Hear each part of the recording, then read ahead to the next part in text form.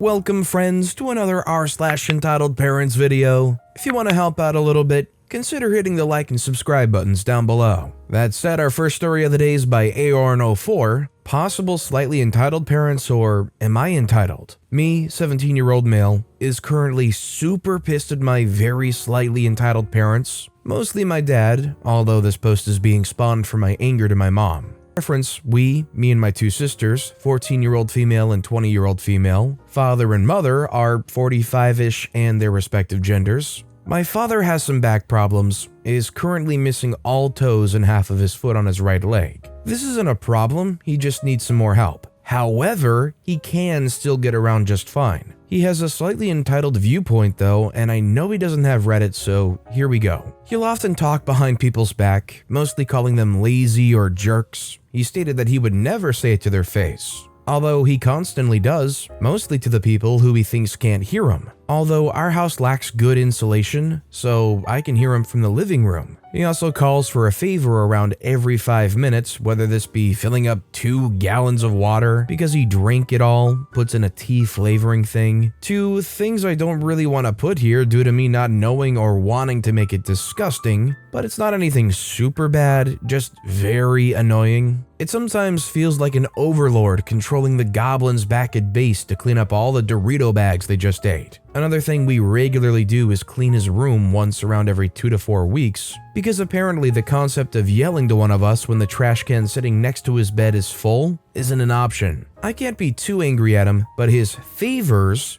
consistently cause problems between me and my little sister, who we both generally feel that we had just done a favor, thus asking the other to do it. He also has a "my opinion is the way" style of thinking. Sometimes I'm genuinely afraid of getting loudly talked to, not quite yelling but louder than normal talking, that either someone else on Facebook's opinion is wrong or mine is or something along those lines. For instance, when a mother's side family member posted something non-Trump supporting a long time back, sometime during the election, he straight up blocked them, I think. Or he'll refute facts that had literally just been learned in class. Been a while, hard for me to think of one. Just the other day, for an in-depth description, I get up to go to the bathroom, and as I walk out, I hear him yell for me. I go, and he asks for leftover soup. Sure, no problem. I go grab it, bring it back, start on a little homework for around 2 hours, then start playing a game, and genuinely no one else is up. My big sister works at 4 a.m. to like 8 p.m. It's actually 3 to 2, but her ride takes her out of places till late. And my small sister isn't a morning person, and seeing as it's Saturday, was last week, stayed up all night and is out cold. So I go back again, and it's putting the rest of the soup away.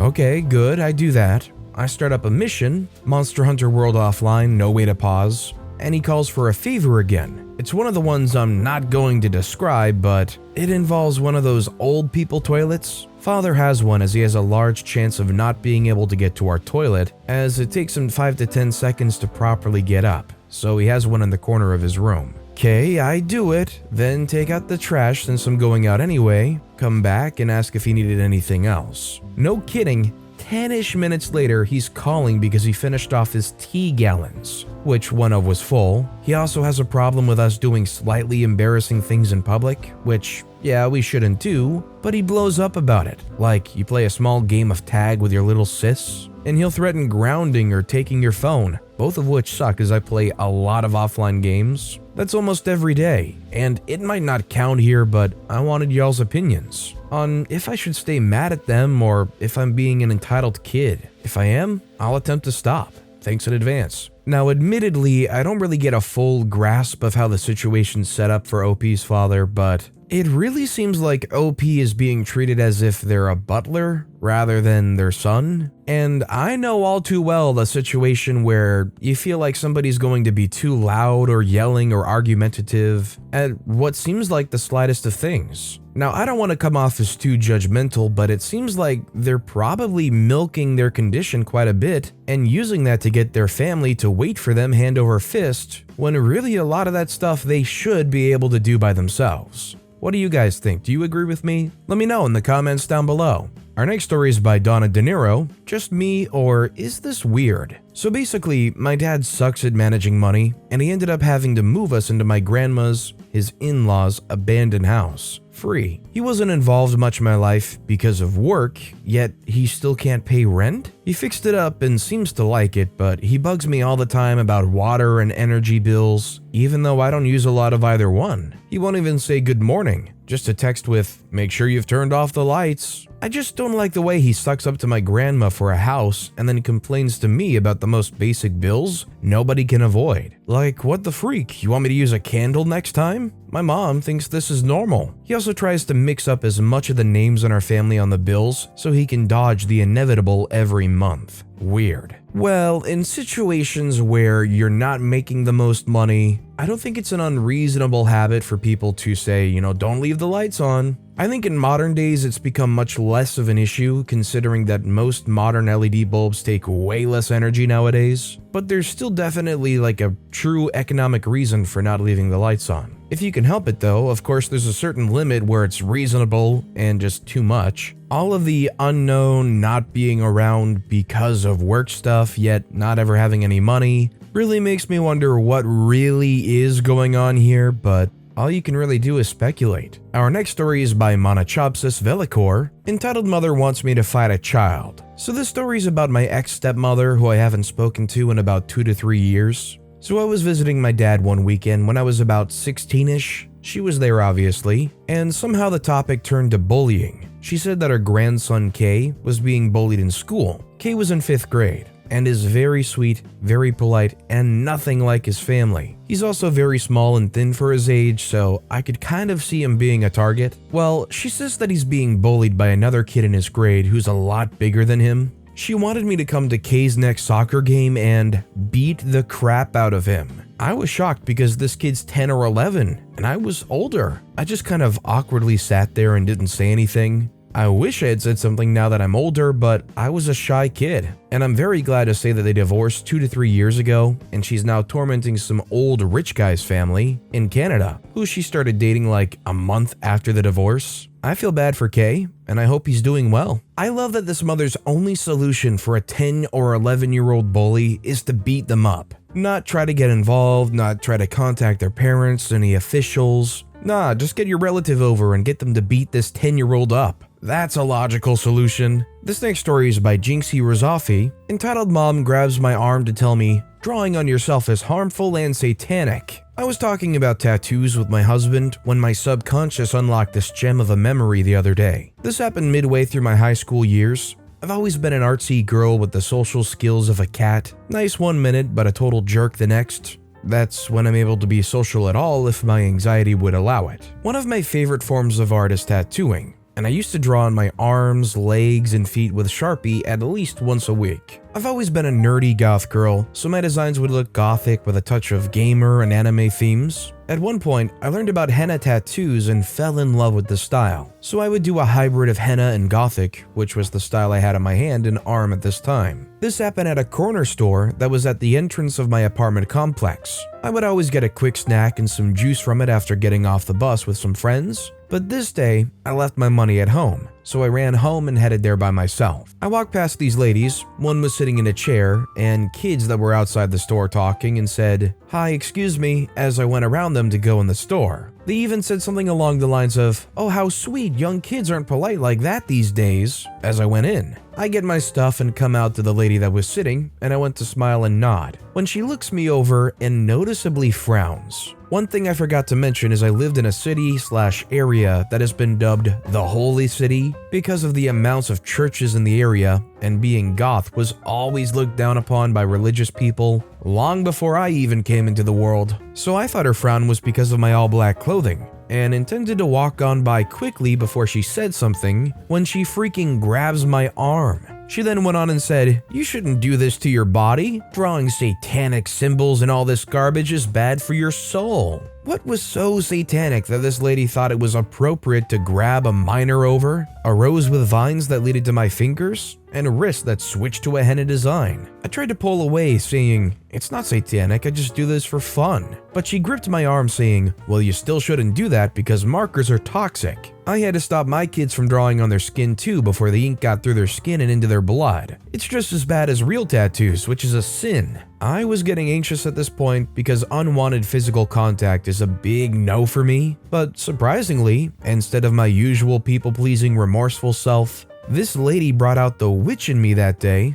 and I pulled away saying, "Listen, I use non-toxic markers, and a freaking rose isn't satanic. You aren't my mom, lady." I stormed off as she screeched out, "You're gonna go to heck," which wasn't the first or last time I'd be told that, so I brushed it off. Side note, my family is religious, by the way, and my mom loves my art and supports it, and the fact that I'm goth. Even when my family that I added on Facebook saw that I shared stuff with gothic clothing and art, and their first reaction was to run to my mom and tattle on me, my mom was like, yeah? So you think that I'd live with my daughter and not knowing about her life or interests? My mom wasn't the best mom, but at least she supported your interest. I was literally watching a video earlier of a guy that was going over Pokemon and breaking it all down, saying Pikachu's tail is a lightning bolt shaped Z that's the symbol of Satan or something, and how it's basically taking over the kids' brains and making them violent and acting out. And honestly, these people latch on to the weirdest things to say that those are satanic, those are devil, those are witchcraft. There were times as a kid where I would bring a game over to a friend, and the kid literally told me, "Oh, I can't play that. My parents say it's witchcraft." In my brain, I'm like, witchcraft? What is this, 1600s Boston? Our next story is by Rocker12341234. Entitled Mother Begs Rural Fire Service to Give Her Crotch Goblins Preferential Treatment. For context, the Rural Fire Service here in Australia always drives around at Christmas time dressed as Santa to spread some Christmas cheer and hand out candy to the kids. These people are volunteers that have given countless hours of their time and put their lives on the line for the community, and never ask for anything in return. These people also give up spending nights with their families for 3 entire weekends every December. These volunteers don't have to do what they do, but they do it out of the kindness of their hearts to bring joy to the kids for free. So last night was our area's turn to have Santa come around. Personally, me and my family thought it was great, and seemingly so did most of the community. But today, there was a post on the local community Facebook group from an entitled mother,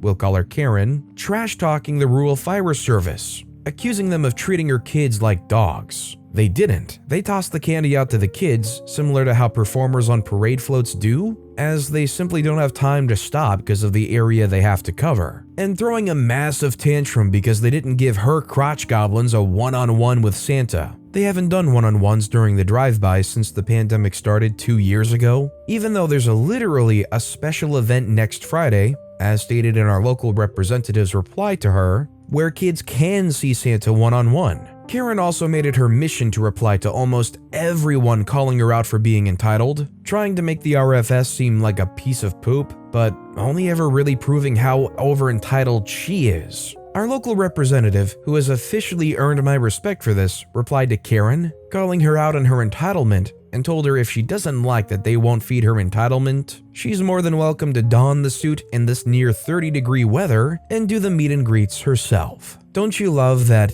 once they offer it up to Karen for her to take over the suit and do it for the kids, I'm sure she's going to just try to deflect it and victimize herself, say how awful they're doing, how she has no time or money, but if she did do it, it would be way better than how they're doing it, blah blah blah. Just enjoy the free service. And our final story of the day is by Just Some Guy 345123974. Racist Karen runs away from black people. So this happened when I was 10 years old. I was at the dollar store with my mother, and we got our stuff, and then we got in line. The person in front of us said to me and my mother, "If you don't move back, I'll have a panic attack right now." And then we moved back without saying anything, but we couldn't move far enough because the dollar store was quite small, and there was a fair amount of people behind us. She decides to push us back along with the person behind us and say, "Keep your black fingers away from me." So then when she pays, she throws the money at the Indian cashier and sprints out of there. I must say, if there's somebody that concerned when people of color are around them,